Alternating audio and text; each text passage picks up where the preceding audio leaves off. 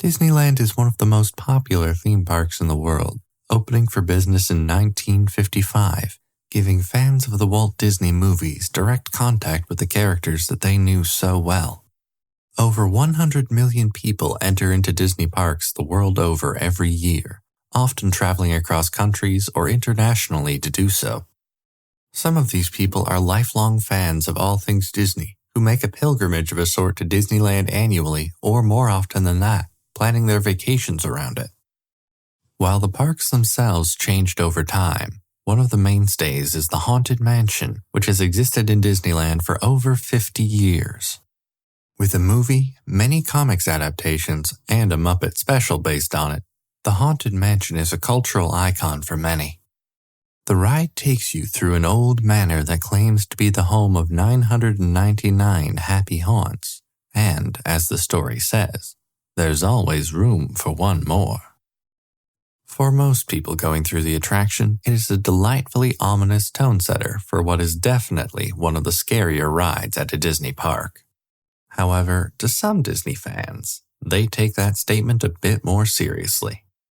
In fact, some of them make arrangements to try and become one of the haunts after they passed on, by having their friends and family try to sneak through and scatter their ashes all over the Haunted Mansion. I'm Braden Thorvaldson, and this is What? Explain. The Haunted Mansion is, to summarize it briefly, supposed to be the scariest ride at Disney for anyone not afraid of roller coasters, jungle cruises, or animatronic pirates. It originated all the way back in 1951, when Walt Disney started hiring his Imagineers, a combination of architects, engineers, designers, and people who worked on his previous Disney movies, to make a theme park out of the 160 acres of Anaheim real estate that he had purchased. One of the initial concept drawings for the park showed a small crooked street leading off the main thoroughfare, past a church and a graveyard, towards a massive, run-down manor house. Walt Disney liked the concept enough that he put Ken Anderson, who was the art director on many of Disney's most beloved movies at the time, such as Snow White, Peter Pan, and Fantasia, in charge of creating a story to go with that drawing. So Anderson went and looked for something to ground the story. When he found out that there were plans to create a New Orleans-themed area in Disneyland, a light bulb went off in his head. He pitched Disney an idea of an old, broken-down plantation house overgrown with weeds, boarded up and swarming with bats. However, Disney didn't want an old, broken-down-looking plantation house on his new theme park, and moved the idea more towards the Winchester Mystery House, with staircases that led nowhere and windows and doors that opened into walls rather than outdoors or into hallways.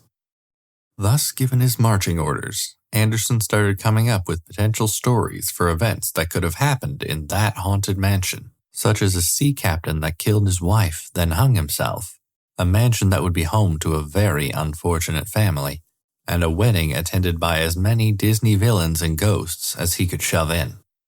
As these ideas were being fleshed out, so to speak, construction began on the facade of the haunted mansion in 1961 and was completed in 1963. However, the attraction itself wasn't officially opened to the public until 1969, 6 years later. Additionally, Disney's death in 1966 caused work on the Haunted Mansion's interior to change from the original plan. Rather than the walk-through attraction with the restaurant at the end that Disney was aiming for, the Imagineers nixed the walking idea in favor of a sort of track-based system of cars, in which the ride-goers simply sat in a small car known as a doom buggy. Then the track would move the buggy and the participants with it along the ride. This allowed more people to move through it quickly, which the Imagineers favored, rather than the much slower walk-through option. They could also put many design features much closer to the participants in the ride, since they were being held in the buggy, rather than putting everything behind glass. After Disney's death, there was also a bit of a schism between the two main ride designers, Mark Davis and Claude Coates, on whether or not the ride should be scary or fun. Coates, who started at Disney as a background designer, thought the ride should be scarier, showing terrifying vistas and visual effects as the ridegoers moved on. Davis, the animator and character designer, thought that the ride should have more varied characters and involve more humorous sight gags, as was the traditional sort of Disney way. The two designers stayed with their strengths, and no progress may ever have been made had it not been for the intervention of a third Imagineer named Francis X. Atencio, who basically took both of their designs and slammed them together. Atencio decided to transition back and forth throughout the ride between character-driven gags and more ominous proceedings, such as the ghost of a bride with a still beating heart that can be seen floating in a section of the ride. The Haunted Mansion opened its doors to the public on August 12, 1969, and has been an integral part of Disneyland ever since. Two additional haunted mansions opened in the Magic Kingdom in Florida in 1970 and Tokyo Disneyland in 1983 to prove the success of the attraction. Despite not being based on any previously existing Disney movie, it remains one of the most popular rides in all of the Disney parks to this day. However, when an attraction claims to be home to 999 happy haunts in what seems to be eternal revelry, some people want to be a part of that in the afterlife as well. A rumor began to brew around some of the Disney fan sites that some park goers were caught spreading ashes of their deceased loved ones into the Haunted Mansion ride. It became something of an urban legend for the Disney community for over a decade until 2018, when the Wall Street Journal ran a story that not only confirmed that this had happened in the past at the Haunted Mansion, but that it happened monthly. Some of the people interviewed, anonymously of course, said that it was not only possible to sneak human remains past the watchful eyes of Disney security, but they had it down to a science. Depending on the amount of ash you wanted to smuggle in, you could put the ashes in a small prescription pill canister, or even in one of the pills themselves if you had one of the pull-apart plastic ones. Other people use makeup compacts, which I guess nobody looks at hard enough to wonder why exactly the makeup within seems to not match the makeup on the person.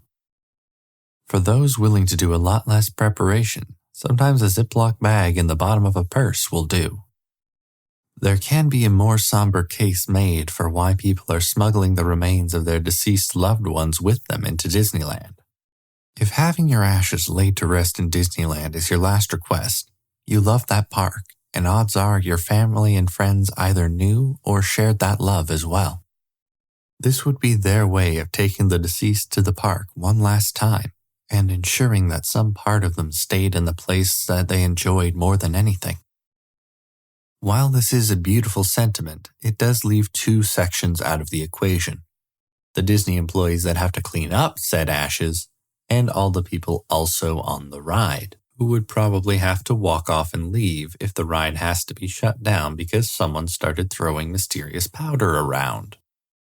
However, Disney tends to not do that as much, preferring to lean more towards subtly moving a custodian over to the site with the key phrase, HEPA cleanup, after the type of vacuum filter needed to properly collect fine particles such as human ash.